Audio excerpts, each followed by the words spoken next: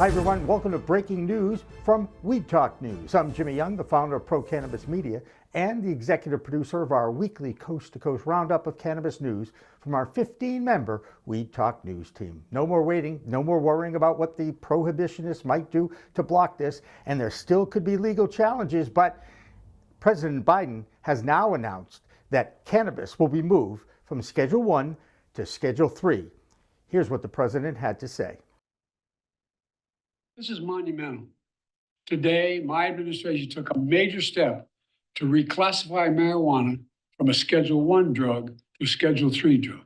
It's an important move toward reversing long-standing inequities. Today's announcement builds on the work we've already done to pardon a record number of federal offenses for simple possession of marijuana. And it adds to the action we've taken to lift barriers to housing, employment, small business loans, and so much more for tens of thousands of Americans.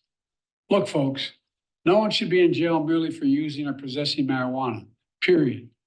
Far too many lives have been upended because of failed approach to marijuana, and I'm committed to righting those wrongs. You have my word on it.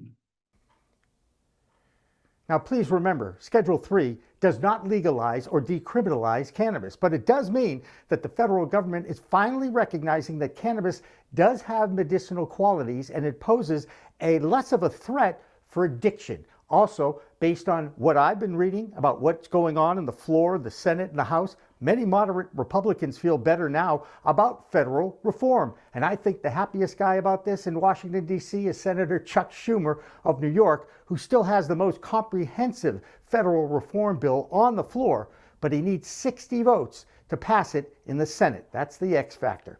That's Pro Cannabis Media's breaking news for Thursday. We'll have more industry reaction on next week's Weed Talk News with Elena Pinto. For now, I'm Jimmy Young reporting.